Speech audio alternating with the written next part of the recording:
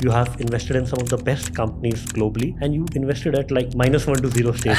That's which right. is like little lower than pre-seed stage. Yeah. So you help founders get together, build the companies together. We call it talent investing. We're funding individuals before they even have companies and helping them build companies from scratch. I think today is very clear that actually, if you can write software that people want to use and you can distribute that over the internet, that gives you leverage like nothing else we've ever seen. One thing I love about Indian talent is there's just so much optimism here. Yeah. If you were to pick someone at random off the street in the UK and say, do you think you'll be better off in 10 years than you are today? You know, you're going to get a lot of like, I don't know, maybe, but this, but that. You do that in India, everyone's like, of course I will. And so I'm so optimistic about what's going to happen in India. You know, if you're an EF India founder and you visit London and you go into the office, I want you to walk into the building and be like, these are my people. What has been your learning from some of your biggest winners? How did they build their companies? I think one of the hardest things is that. Hi everyone, this is Siddharth Aluwalia, your host at Neon Show and co-founder of Neon Fund, a B2B SaaS fund focused on investing in the best of enterprise SaaS companies at the earliest stages. Today I have a very exciting guest with me, Matt Clifford.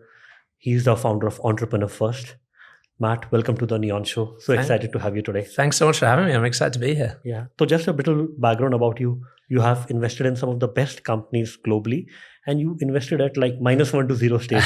That's which right. is like little lower than pre-seed stage. Yeah. So you help companies, get founders, get together, build the companies together.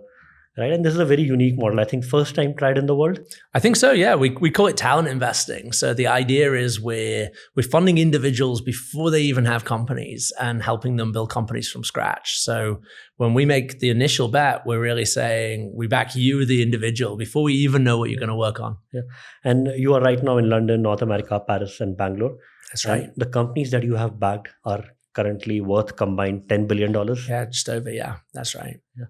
So before, I want to start on your journey, because you have experienced entrepreneurship for a long period of time, what is entrepreneurship like in 2024? Because we have seen, right, the mecca of startups, that is Y Combinator, just started in 2008, which is relatively new, just 16 years ago.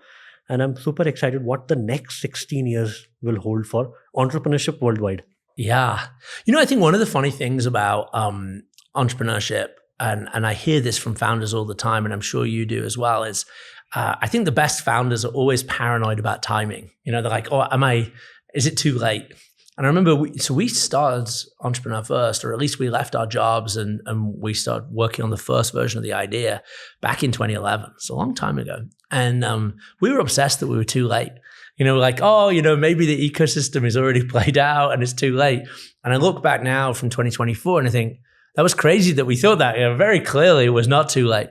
And I suspect, if you fast forward another 10 years and if we're sitting here, we do a reunion episode in 10 years, I think we'll say 2024 was also very early, because I guess a big part of our thesis is that although it feels like the last 10 years have seen an extraordinary explosion of growth of entrepreneurship, and they have, it still feels to me like it's a relatively small part of the economy. But yet when I look to the future and I think about like, what are the technologies that will define the future? What are the activities that will define the future? It feels to me like there are activities and technologies where founders have a competitive advantage. And so, my bet would be that although we're starting to see more and more people choose not to go work in big tech or not go work in finance or big corporates, but be founders, my guess is 10 years from now, that will be an even more pronounced trend. And we'll see that actually founding a company is the obvious thing for ambitious people to do. And what are the top global trends that you are seeing right now that you are so excited in? Yeah, I was very lucky that at EF, we were very early to investing in AI companies. So really EF built its brand back in sort of 2013, 14 in London by investing in the first wave of deep learning companies that came out of that sort of breakthrough. And I remember, again, a little bit like, are you too late? Are you too early? I remember thinking like, oh, maybe we're too late. And of course, right now in 2024, AI is the big theme. But, having been investing in AI for 10 years, at least for me personally, I still think it's the most exciting thing. Okay. And, one of the things I think is really important to understand about where AI is today and why I think it's, some people say it's overhyped. I actually think, if anything, it's still underhyped. And the reason I think that is that you look at the amount of progress there's been the last 2 years, most of that is still, like, in a way, the legacy of the period before everyone got excited about it. So if you think about how much talent and how much capital has flowed into AI since ChatGPT was released, we're still just only on the cusp of seeing the impact of that. And so, my feeling is, like, if you think about, like, what has AI actually transformed so far? The answer is not that much. Obviously most of us use ChatGPT and it's an amazing product, or maybe you use Claude or some of these other chat interfaces, and it's useful as like a day-to-day assistant. But if you think about most people's jobs, most people's lives, AI is actually yet to touch most things. Yes. But I think over the next 5 years, that's the real thing we're going to see, is AI actually integrated into nearly everything we do. And that's probably the single thesis I'm most excited about. And what has led to shaping up the current global trends, specifically to entrepreneurship, in the last 16 years? Like, what has happened globally that has led to entrepreneurship becoming, let's say, the number one career choice for the most ambitious people, whereas 10 years ago it was banking or consultancy? I think there's a few things. So I think one, it is the playing out of that software eating the world thesis that Andreessen Horowitz laid out a long time ago now, 2009. And I think there's a very deep insight in that thesis, which is that if you think about why something like banking was such a popular choice for ambitious people, over the last decade and before, it's really because of the leverage that sitting in those seats gives you. If you work your way up the ranks and become a senior banker, the ability to direct capital gives you huge leverage. And I think until the rise of the software-enabled economy and the internet and mobile-enabled economy, it was sort of hard to imagine what could give more leverage than being able to direct capital around the world from a seat in New York or in Mumbai or London or wherever. I think today it's very clear that actually, if you can write software that people want to use and you can distribute that over the internet, like, that gives you leverage like nothing else we've ever seen. So on the one hand, you have this enormous increase in scale, in the sort of ability to reach scale. On the other hand, you have this radically dropping cost. The fact that, I remember, like, when we first started EF, we would get founders from the previous generation of internet companies to come in and talk to the entrepreneurs. And they would tell you these stories about how on day zero, before they even start the company, they had to raise like $1 million to physically buy the servers that the software was going to run on. Of course, no one does that today, right? You just use AWS or Google or Azure or whatever. And, they will pay you to do that, at least to begin with.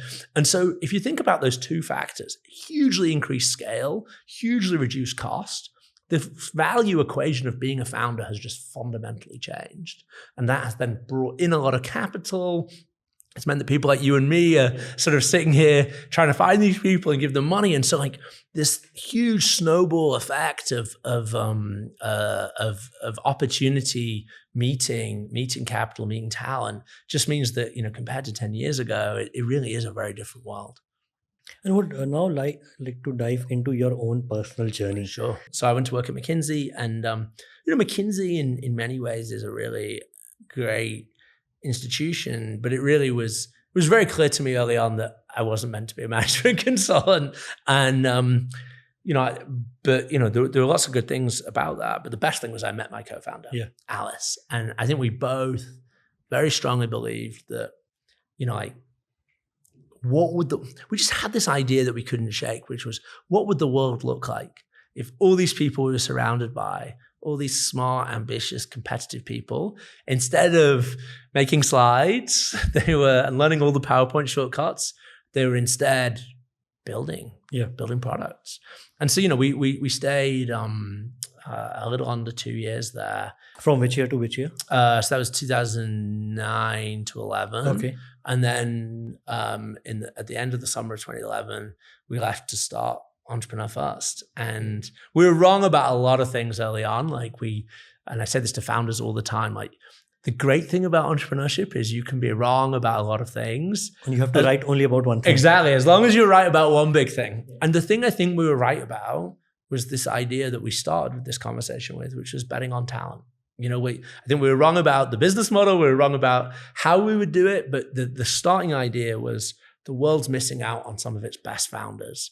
And we want to build the organization that finds those people and puts them on the path to building globally important companies. And so that's what we started doing. And, you know, we start just in the UK, just focusing on universities. And, you know, what were the first things that went wrong for you? What are the lessons from the failures? I mean, we were wrong about so much. I mean, I think the things that, the hardest thing that we do at EF, I think, and the bit that everyone thought would fail is this idea of helping people build co-founding relationships from scratch. You know, you talk to a lot of VCs and they'll say, oh, we really only want to invest in people who've known each other for 20 years or whatever. And, you know, we were trying to do the opposite. We were trying to help strangers. And you were doing this right from 2011? Right from the start, yeah. A slightly different model and like, you know, different business model, but basically the same idea. And it took us a long time to figure out how to do that. You know, when I look back on the first cohort, we just didn't really understand the core insight that we eventually developed, which is that the way you do this well isn't by having like a really good matching algorithm or doing really great matchmaking or doing a lot of like marriage counseling for co-founders.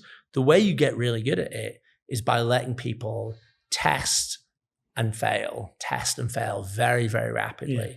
But it took us a while to figure that out. So early on, you know, if two people got together and they were working together and then, you know, a few weeks later, they were like, oh, you know, we don't think it's working. We'd be like, no, you got to stay together. And we'd like try and of course, what we now do is the opposite.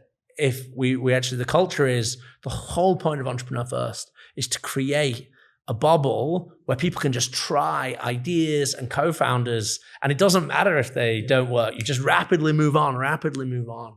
But it took us a while to get to that insight. And so, you know, I'd say like we only really started doing what we do today in 2014 after a few cycles of trying to figure it out. And what happened in 2015? Like, how did you decide to start a fund, which is very different to the model earlier? I think it just became clear that the real reason we didn't have a fund early on was that we weren't sure whether it would work as a venture model. And like, we knew nothing. I mean, one of the things we encourage founders at EF today to do is to work on their edge. And what we mean by that is like, you know, whatever your background, your skills, experience, that gives you a personal competitive advantage that should be the core of the company that you build. You know, I always like to say we didn't really follow our own advice on that. You know, we didn't have an edge in this to begin with.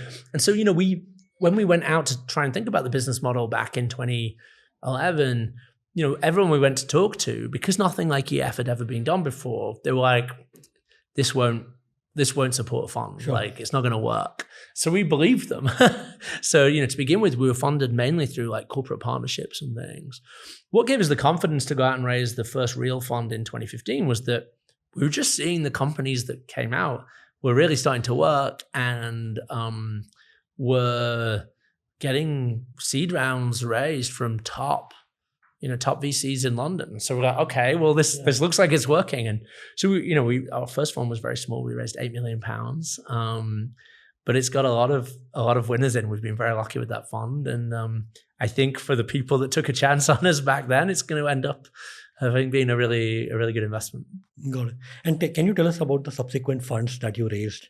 Yes, we've been through a few iterations. So that fund was very small, and it was almost entirely individuals backing us, almost entirely in London.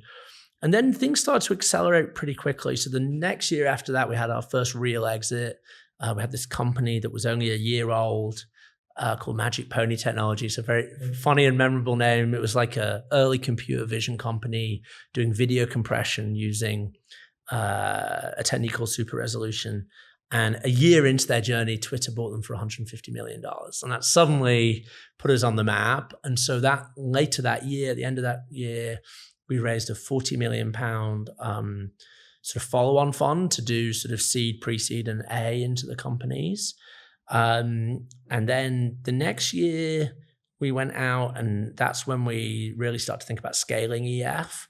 And we spent 2017 sort of thinking about the right way to do that. We were very lucky that we met Reid Hoffman back then, who really fell in love with the idea, and in our first meeting with them offered to invest in our management company to give us the capital to scale. So he led like a Series A into the management company, and we used that money to sort of start to open up internationally. And so then in 2019, we raised what we called Global Fund One, EF Global Fund One, which was I think $140 million to invest in this model all around the world. And then in 2021, we raised $160 million onto our balance sheet to become like an evergreen permanent capital vehicle. And we raised that from a mix of very well-known entrepreneurs, people like Reid Hoffman, but also John and Patrick Collison, Nat Friedman, Tavat Hinrichs, the founder of Wise, etc., and then some like blue chip institutions, pension funds, and foundations. So we're still investing from that right now. That's the pool of capital we're investing from. And how many companies would EF have invested in since the beginning? I think we must have done about 400, 450, something like that. It's each cohort. One thing we decided that we think is quite important is that we didn't want each batch to become too big. So, we operate, each batch is sort of usually like 30 to 50 people. Okay. So we're not trying to do like, one thing. And this is 30 to 50 people globally or in one No, country? in each site. So, when we, our office here in Bangalore, the next cohort will be in that size. Sure. And, I think there's two ways you can scale a model like this. You can do what YC's done, and they've done it really well, which is where you have one location and the batches get bigger and bigger. And I can't remember how big it is now, but it's hundreds of companies right at YC per batch. I think that works really well for them. Because our model is all about talent, we decided that actually the most important thing, and we've really doubled down on this over the last year, particularly in India was if anything, keep the numbers really small, but have the bar be really high. And so, we might end up funding 10 companies per city per cycle. So, let's say we're doing that two cycles per city a year. So, it might end up being sort of 80 companies a year, 100 companies a year, something per like city. No, globally, yeah. So it's and part of the reason for that, and founders who have been part of EF and then also being part of other programs, one of the things that they often say about EF is that the amount of attention that you get, particularly towards the end of the program, is just very, very high compared to like some bigger programs, in that we're all about quality over quantity. And that means that we're really trying to invest a huge amount of time in each company to help them be the best version of themselves. And let's say, for example, every city, every batch would be 40 companies. 40 people, yeah. 40 people or? 40 people, and that might end up with, 10 to 12 companies coming out of that. Okay, and how many people would have started in that batch? Yeah, so the funnel goes something like, we might speak to 1,000 people to get to the batch of 40 individuals. And then, what we found historically is that, if you go through that first 3 months of co-founder exploration, typically about 70 to 80% of people find a co-founder that they want to work with and, want to commit to. So, of those 40 people, we might end up with 12 to 16 teams form of 2 people each. And then we go through a process of deciding which of those teams, we think have the potential to be venture scale companies. And so we invest in those. So we might make 10 investments out of So it's almost 50% of the teams that get formed that you invest in. Yeah, exactly. So let's say if we had 40 individuals, I guess we'd typically expect to fund 10 companies. Yeah. And then, of those 10 companies, we then work with those companies for a further 3 months. Now, as I mentioned earlier, they have the option to do that in San Francisco. We help them move there, help them do demo day there. And, we'd expect of those 10 companies, probably, 7 or 8 of them will raise a seed round. Oh, that's quite a large ratio. Yeah. Well, this is the thing is I think, you can decide where you're gonna.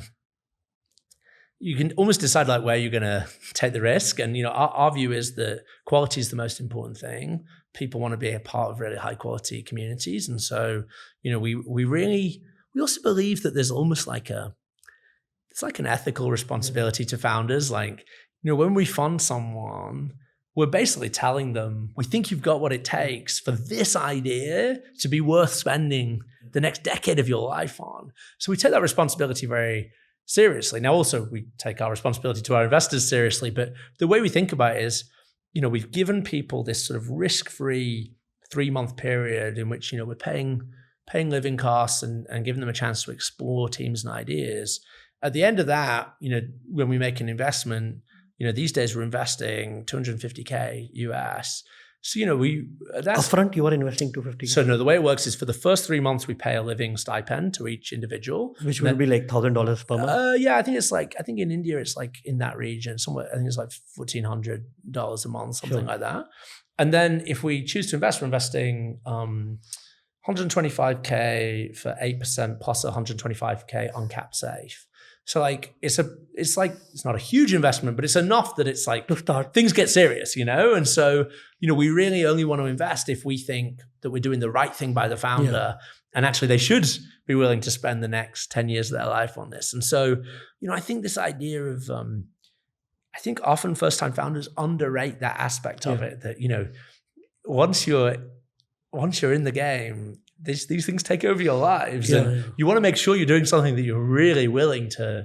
If you told me when we started EF that I'd still be here, 13 years later doing it, I'd have been very surprised. Now, as it happens for me, I think it has been.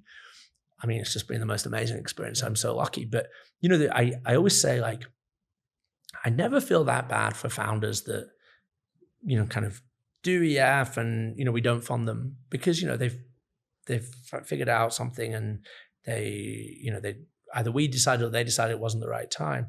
The people I feel, like bad about, and it's not usually EF founders, to be honest, but sometimes you see founders do something for 5, 6, 7 years and it's never quite taken off. And actually, as a founder, your most valuable asset by far is your time.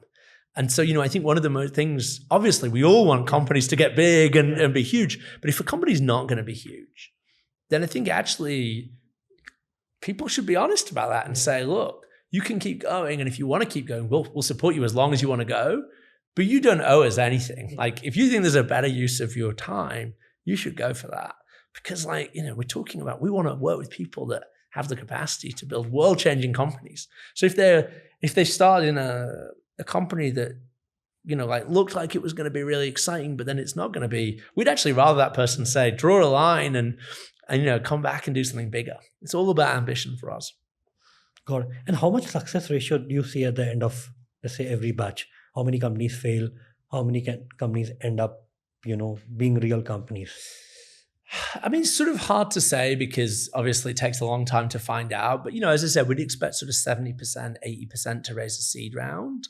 And then, of those, I think historically something like 60% of seed from the companies at EF have gone on to raise a Series A. I think in terms of like what a success is, it really depends, right? Sure. Depends what the founders are trying to do. I mean, we've had a lot of companies sell, like relatively early on to big tech acquirers for amounts of money that were life-changing for the founders. It wasn't necessarily what the founders were setting out to do, but I mean, clearly that's a success for them. And one of the things that I love about building the community we've built is, those people then often come back and they become angel investors in EF companies, advisors to EF companies. And there is this like beautiful like network effect that comes from really curating the community over time. But, I suspect that in the long run, it will be like most seed funds that, a small number of companies end up being responsible for, kind of most of the outcome size. But hopefully along the way, many, many founders will have had life-changing experiences one way or another. And how many unicorns or how many 100 mil revenue companies would have EF produced till now?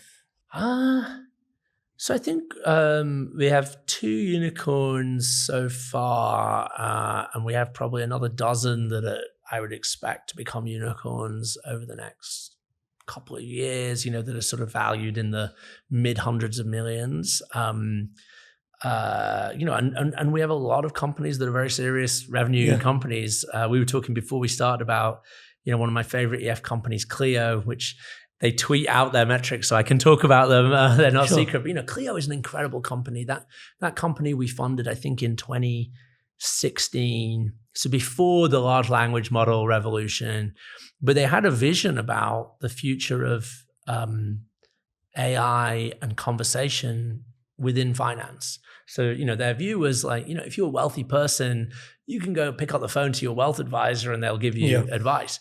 But, if you're a younger person, you don't have a lot of money, you can't do that. So they wanted to build a sort of conversational financial advice application for everyone. And, they start building Clio, and they were sort of focused on a younger audience. And today that company does over $100 million of ARR. It's growing like over 2x every year. It's profitable. It's a beautiful company. I think it's going to be one of the big EF wins. But one of the things I love about that company, and it sort of touches on a theme that I'm thinking about a lot in AI, is when they started in 2016, there were no large language models. So they built everything themselves. Like all the chat interface was stuff they built in-house. And it would have been very easy for them as language models progressed to sort of say, no, we've built our own stuff. It's great. We're going to ignore that stuff. Instead, I think the founder, Barney, who is one of my favorite founders, he did a thing that I think was very, very brave, which is like, cool, well, we'll just throw away all the tech, all the tech we built in-house for the conversation. We're just going to use GPT 3.5. We're going to use GPT 4. And it's been amazing. It's really had a hugely positive impact on their business. And I think very often, one of the things that I've observed in some of our best companies is the thing that the founders think is going to be the competitive advantage at the start actually turns out to be the competitive advantage only for a short period of time, but that allows them to bootstrap into something else being the competitive advantage. So today, Clio has millions of customers, and it's the relationship with the customers really that's the advantage. And the fact that they're able to ride on this wave of ever better models to power the chat has actually just been a supercharge to their core business. So that's one of my favorite examples of an EF company that I think is going to be, a very big outcome. And do you have any geography that has dictated EF outcomes? Is it London, is it Paris, or is it the US? Well, we've most of our expansion has been relatively recent. So if you look at you referenced earlier that the portfolio is worth, kind of just over 10 billion today. Most of that is still UK businesses because we've just been going so much longer there. We opened up in India in 2019. We had to pause a bit during the pandemic for obvious reasons. So we're still relatively new here. But what we're seeing, I think, and the thing that makes me excited about the next 10 years, to go back to your first question, is just talent is everywhere. The talent is everywhere. The thing that in many places has been lacking is just the density of ecosystem. But one, India really has that density and it's building really fast. But also, as you said, it's increasingly a borderless world. If you're a great founder in India, you can absolutely sell into the US. You can raise in the US.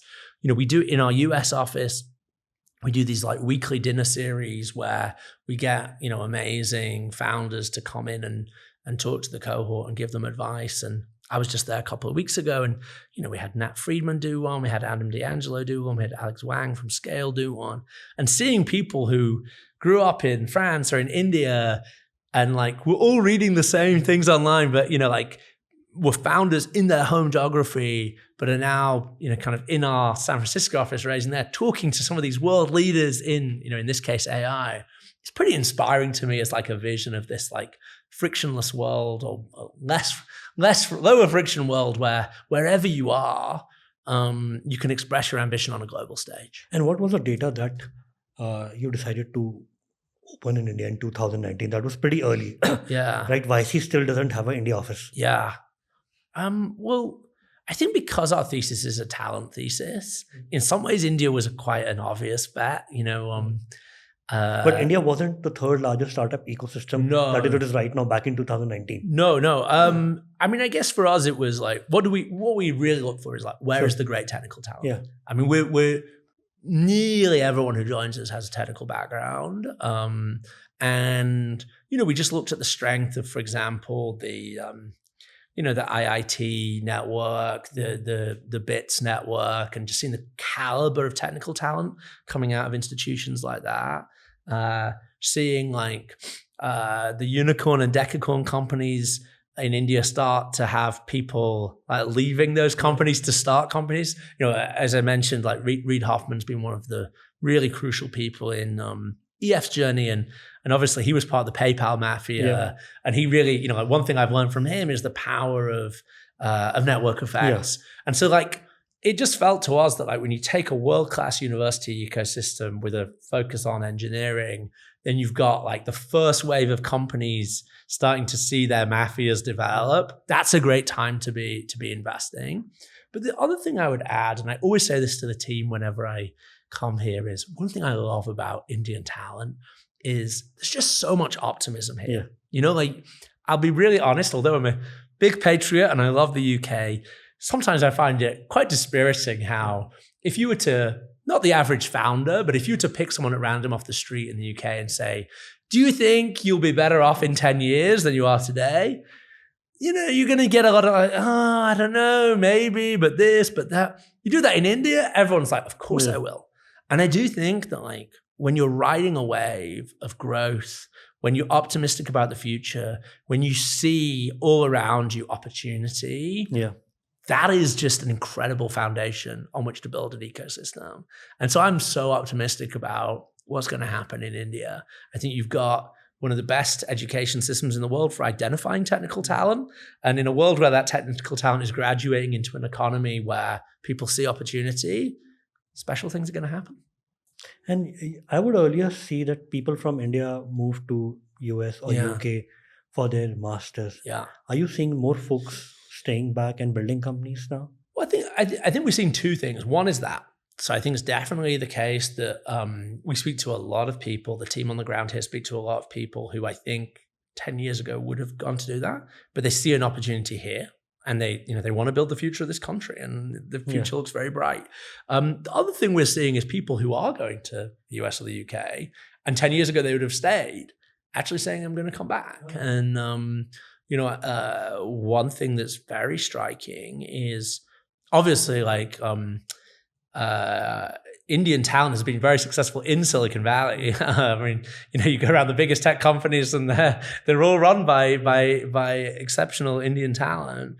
But I do think we're seeing, and I talked to the team about this, we're seeing people, who've been successful wanting to move back here and becoming angel investors, becoming advisors here. And I think that trend's only going to strengthen in the decade ahead. And right now, one thing that I'm really excited about is India is yet to see its first $100 billion company. Yeah. It'll happen. It will happen. It'll happen. It's just a period of time, right? And its first $1 trillion company. Yeah. It will happen. Yeah. It'll happen. So we are in the midst of a wave where these few milestones will happen, and it'll create a lot of value for the folks that are involved. Yeah. Founders, investors, employees. Yeah. And that bit is really important, right? I think everyone knows this now, but it's still, I think, underrated how important for Silicon Valley's growth the idea that employees can get rich is. I think historically, it used to be that one big difference between Silicon Valley and everywhere else was that there was less use of equity and options to incentivize the team. I think that's changing very fast. And, certainly EF companies always have, a significant option pool for employees. But the reason that's so important is that those people often become the founders of the next generation of unicorns, or they take what they've learned and the money they've made and become just really valuable parts of the ecosystem and helping the next generation. And so you get this flywheel effect that I do think is already turning in India, but I expect it will turn faster and faster in the next decade. Yeah. Nobody could believe that India could produce decacorns, and now we have several publicly listed unicorns like Zomato and many others. Yeah, it's happening, and it's gonna keep happening. Yeah, and one, as you mentioned, right, Indian optimism is backed by data, Yeah. whereas the developed world, which is, for example, Europe, they are getting bogged down by all the AI regulations and other regulations. Yeah. Yeah, I think it's a real risk for Europe that it becomes a place where we regulate technology we didn't build, and I think that's a huge mistake. I'm very, I've been very engaged in public policy in the UK and continue to be, and I'd like to think that the UK is treading the right side of the line on that. We've chosen not to regulate AI like the Europeans have, and we generally have had a more permissive regulatory system than in Europe. But I do think, I think it's really important to build communities of like-minded people where, in some ways, one of my observations is, as I was getting on the plane yesterday to fly here, I was chatting to one of our team in Paris, and he pointed out that in many ways, you could sit in Paris and say, oh, we have all this regulation and the EU regulates this, but of course it means that people who want to build, they also need a home. Yeah. And so actually one of the things that I think EF provides is a little bubble of like-minded people who say, we actually think the way to build the future is to build it, not to regulate it. And so I think wherever you go in the world, even if the environment is suboptimal from a government or regulatory perspective, ultimately the energy of the builders is what counts. And I'd like to think that's one of the things that we do, and why EF is valuable is that we aggregate that energy and that optimism wherever people are. So if you have to, let's say, rate the energy of the builders in the 4 locations that you are in, how would you rate them today? It's a tough question, but yeah. The way I've often thought about that, because whenever we've opened a new site, people always say like, oh, how are the entrepreneurs there different from the entrepreneurs in London or wherever? And I always say, the funny thing is, entrepreneurs are so different from the rest of the population everywhere, that I actually think that the entrepreneurs across the 4 sites, even though they're such different countries, they have more in common with each other than they do with their compatriots who are not entrepreneurs. So actually, I think if you think about what are we selecting for, and we're in the very fortunate position that we can be very selective. As I said, we might speak to 1,000 people to get to a 40-person cohort. One of the things we're selecting for is that energy. So I think maybe in the medium member of our application pool, that might differ across sites. But by the time we're selecting the cohort, they're actually pretty similar. And in fact, one of the pieces of evidence for this, one of the things I really love about EF is, although we encourage people to find a co-founder from within their site, one thing we're seeing as we've become more borderless is actually people are starting companies with EF people in other sites. So we had Demo Day in San Francisco a couple of weeks ago, and at least 2 of the teams that pitched were teams where people had met up across sites, including, I think, one of the Indian founders who's co-founded with someone from London, I think. So I do think of EF very much as a global community. And one of the things I want is that, if you're an EF India founder and you visit London and you go into the office, I want you to walk into the building and be like, these are my people. And the same, if you're in the US and you come to India, I want you to have the same feeling. And I really believe that sort of almost sense of building your tribe, finding your people who share your optimism, share your energy. It's one of the most valuable things you can have as a founder is the right peer group. And I like to think that's what we're curating all over the world. Let's talk more about AI for the common man, right? We touched upon that theme earlier. What does the role India play in developing new AI systems for the world? Yeah, I think it's a great question. Over the last 18 months, I've spent quite a lot of time thinking about public policy and AI. So one of the things I do outside Entrepreneur First is I'm the non-exec chair of a UK organization called ARIA, which is sort of like the UK DARPA. It's $1 billion of public money to fund breakthrough R&D. And through that, I got involved in a lot of public policy questions in the UK about AI. And, I helped last summer set up the AI task force in UK government that was thinking about these sorts of questions. And then then I got really pulled down the rabbit hole, and I actually took a 3-month sabbatical from EF last year to go and lead the preparations for the UK's AI Safety Summit, which the Prime Minister hosted. The UK Prime Minister hosted last year, and so I've ended up spending a lot of time thinking about these questions. I think my view is that we're gonna want all of us globally to integrate AI into almost every aspect of the economy. Like that's the most.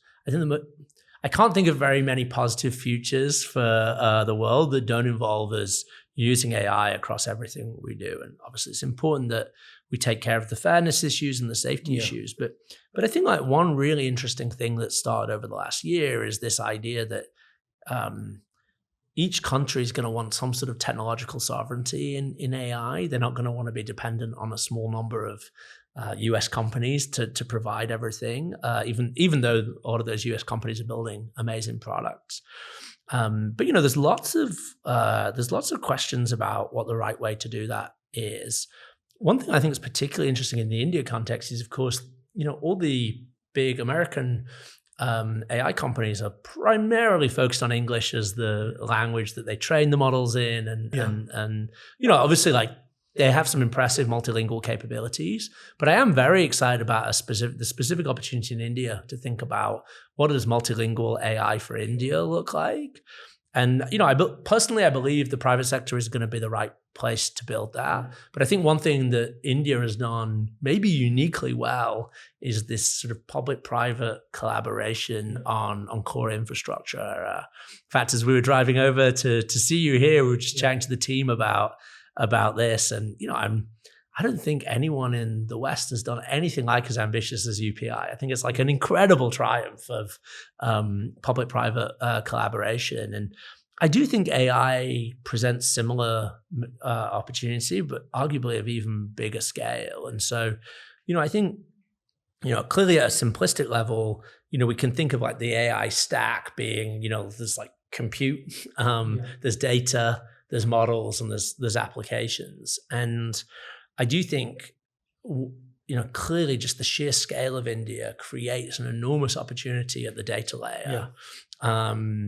And, I do think in a world where we're seeing convergence in performance of all the big models, primarily because they're all trained on the same data, the fact that India has, in the public sector, but presumably also in the private sector, a ton of data that won't be in the training sets of any of these American models, there's a massive opportunity there. And I do think thinking about, how can government support the private sector to innovate by making that available in different ways. And, I understand that's already happening.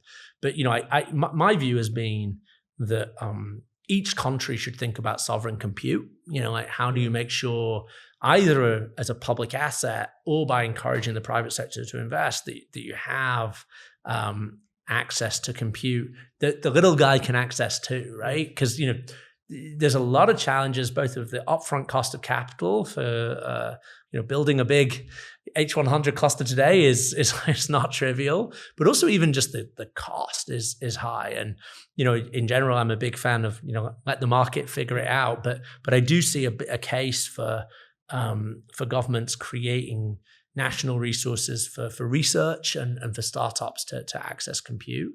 But I think largely the application layer is where the private sector is gonna operate well. I think it's very interesting at the model layer to think about what that looks like in India. I mean, I think my guess is that there will be a big foundation model company coming out of India. As far as I know, there isn't yet a foundation model unicorn in India. I'd love to help some people build one. So if anyone's listening that thinks that's a great opportunity, applications to EF are open.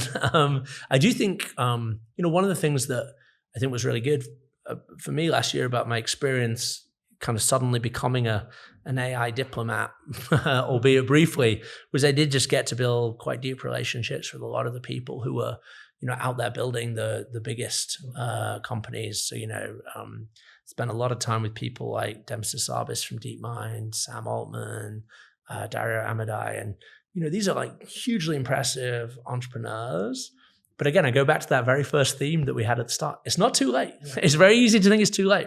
I think there will be AI decacorns built in India, and I think now's the time to start. Yeah, and I think the timing is right to think of cloud for AI, like what AWS and GCP did to compute. Like what you mentioned, it was so hard for a founder to Right. to get a storage, Right. processing power. Everything went onto the cloud. So I think same moment might happen sooner with AI. Absolutely. Where Absolutely. to train And a model, it might not be so expensive. I absolutely. And, I think, I do think, arguably, India may be the best place in the world to build a foundation model company today. Why? Because of the multilingual aspect. Okay. So I do think, I'm not sure that I would encourage many people to start foundation model companies in the US today. Yeah. Super competitive. The market for talent is just insane in that space in the US. And, with Meta open sourcing Llama 3, you're basically competing with people that have effectively decided to write off the cost of training as a sort of broader strategic expense. But you're competing on, an English model that you're going to have to beat. But, if you think about what's not in the training set for Llama 3 or GPT-4 or whatever's coming down the line from OpenAI, there's tons of vernacular data that if you wanted to build a really great foundation model for India, you'd have to find a way to incorporate that. I just don't think it's going to be a priority for Meta or OpenAI or Google. So, in that sense, there could be a big opportunity here that doesn't exist if you're an American just serving the American market. And what changes have you seen in your home market in UK once Rishi Sunak, the first Indian Prime Minister that UK has took over? So obviously, I spent a lot of last year working with the Prime Minister, and it was, which was a really unusual and unique experience. I think what's interesting about Rishi Sunak is that he has also got this very strong affinity for the tech sector. When he talks about his personal story, he emphasizes his time in California a lot. And, I think that created a really amazing opportunity for the UK to lead in AI. This was an area that he felt very passionate about. He saw a really exciting opportunity for the UK to sort of simultaneously create, awareness about some of the risks and try and coordinate globally on the risks, while also, I think, taking a pro-innovation approach to regulation. So we actually don't have AI regulation in the UK. We're just using existing regulation. And so, I do think if you look at, today, what are the global capitals of AI? At least in the West, I really do think it's San Francisco and London. And, I think we were very lucky that DeepMind was started in London, that Demis Hassabis was in London and chose to build it there. But also once it was acquired by Google, it stayed in London. And so, as you probably know, over the last year, Google have put all of their AI efforts under DeepMind. So, the fact that we have Google's AI efforts headquartered in London, I think, has been a really big positive. And, we're very lucky at EF that Demis was one of our earliest investors. And, he's someone we've got to know really well as many other luminaries of AI, people like Nat Friedman, Mustafa Suleiman and others. So, I think we think that every country, every ecosystem has big opportunities to build in AI. Clearly in Paris, they're going through a huge boom around open source AI, kind of inspired by Mistral. And we did a fantastic event with Arthur Mensch from Mistral in Paris just a few weeks ago. So I think every country is seeing a boom. And I think the interesting question is almost like, what is the local flavor? And I said, I think, in the UK, we're largely encouraging founders to think about the application layer. And I think that's probably right if you're in London today. But as I said, I think, maybe the opportunity here is different just because of the sheer scale, but also this, the fact that, not everything will be in English. And that's a real technical challenge, but also a really huge commercial opportunity. So if somebody is in London or in Paris, would you ask them to understand the sheer scale to come to SF or to come to India? or to build from SF or to build from India?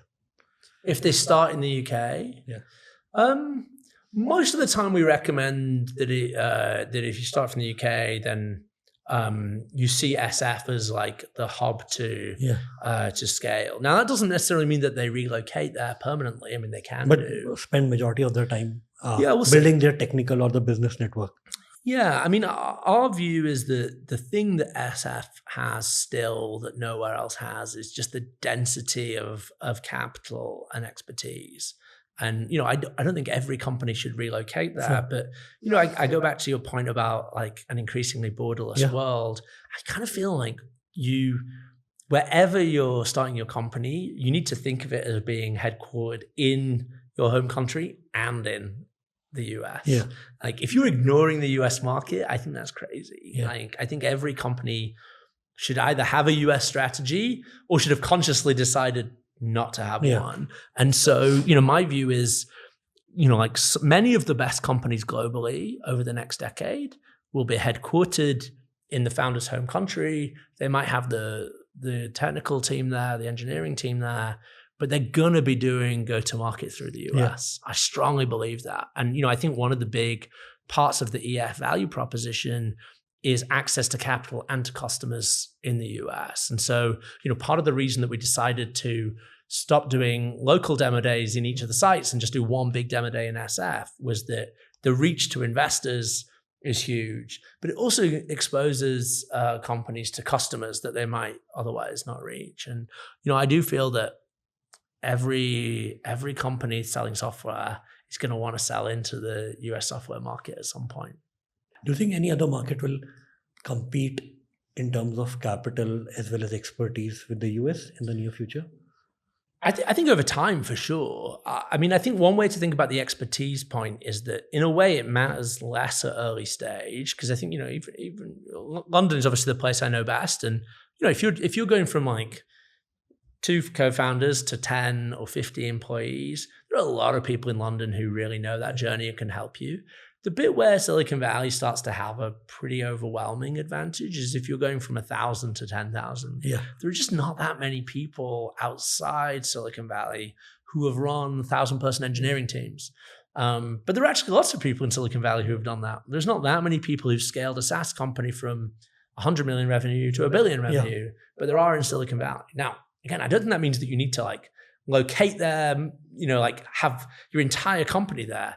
But I kind of feel if you're not trying to at least get exposure to that market, you're missing out on one of the accelerants to scale that's at your disposal. And so that's why we do encourage at EF, wherever you start, like at least make sure you're kind of intentionally thinking about your US strategy. Okay.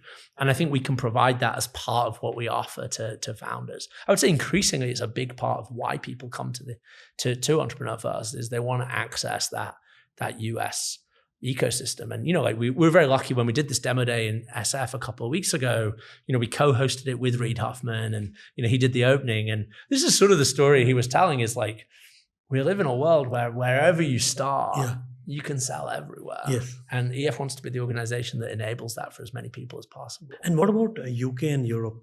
How big is that of a market and how easy or hard is for a founder to sell in that market? I mean, my view is that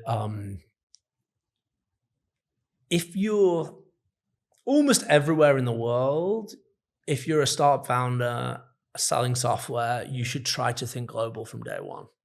I think it is very tough if you get constrained by your home market. Sure. Like one reason I think that Israel has been a disproportionately successful startup ecosystem is because Israel's such a small market.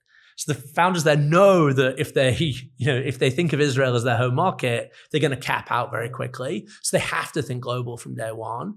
I actually think I think people in the UK should think similarly. Yeah. Like there are very few sectors where the UK is a big enough market to be a publicly listed company if that's your only market. Same for Europe. I mean, the European Union is big, but the truth is, even with the amount of economic integration there, it's not one market. Language gets in the way, culture gets in the way. And so I think, if you're in Paris today, of course you shouldn't ignore France, But if you're not thinking about the global market, I think you're making a mistake. Now, it's possible. I mean, clearly there are already decacorns in India that only serve the Indian market. And I think that makes sense. And, over time, as the Indian economy grows and grows, I suspect there'll be a bigger and bigger group of companies. But I still sort of think that for a lot of founders in India, thinking of the US as like, if not the primary market, then at least like a close second, just makes sense. Like, so many of the software opportunities that exist today are genuinely global. Yeah, you want to have local tailoring, from time to time. But, the amazing thing about something like AI is that, the value propositions it creates for people, really can span culture and locality. And a lot of folks are saying that, for every use case in software, there are almost 100 tools out there. Yeah. So how hard does it become for a founder to scale and differentiate today? Yeah, I mean, like when you started EF, probably that was the right time to enter into software because it was an open market. Yeah, I mean, there's a flip side of that though, which is that the markets are just much bigger than anyone could have imagined 10 years ago. If you look at how many US companies, publicly listed companies, that were started in the last 10 years, if you look at like how many of them are serving markets that are probably an order of magnitude bigger than when the company was started, I think that's kind of a very inspiring way of thinking about the thing. It's just that software markets are very large, very, very large today, and are growing all the time. So yeah, I mean, competition is obviously like a key part of the entrepreneurship journey for any founder. But I think this is why, it's a thing we spend a lot of time on with founders at EF, is like thinking about what are going to be the network effects, or what are going to be the barriers to entry if you really succeed. And I do think that there are some markets, obviously, that end up so fragmented that there's no venture scale winner. But I do think that like it's still very hard to build truly great products. And there are not that many sectors where there are so many truly great products that, like the market ends up really, really fragmented. And so again, I go back to like, is it too late? I think it's almost never too late. My guess is that software is still small as a proportion of the economy compared to where it will be in 10 or 20 years. And yeah, obviously those markets aren't going to be taken by, like by just one company. But I do think that, if you're totally obsessive about your customer and, you build a team that can produce truly great products, I don't think there's any iron law that says that you're going to end up, just like in such a niche that you can't build a big business. And my last question is, right, what has been your learning from some of your biggest winners on company building? How did they build their companies? Because you saw them from day zero.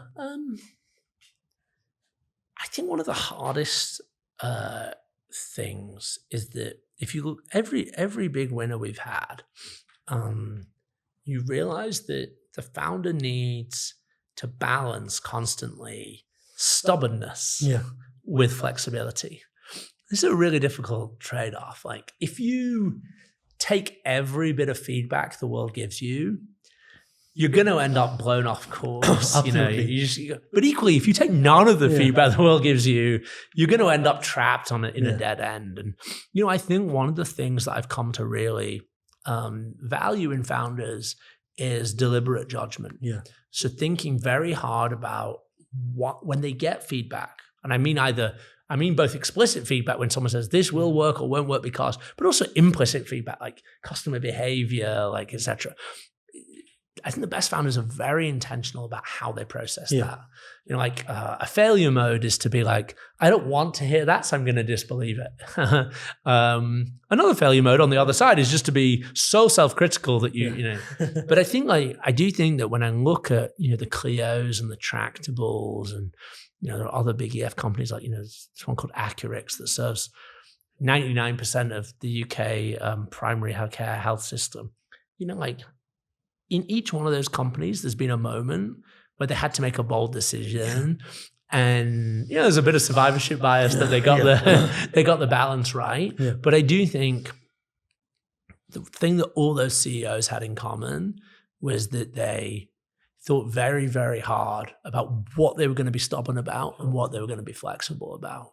And I just think in general, although there is for sure a lot of luck in startups, it's amazing how intentional the best founders are. And so, I still try to spend a good chunk of my time interviewing people who apply to EF. Applications are open more or less all the time. Certainly they're open right now in India and around the world.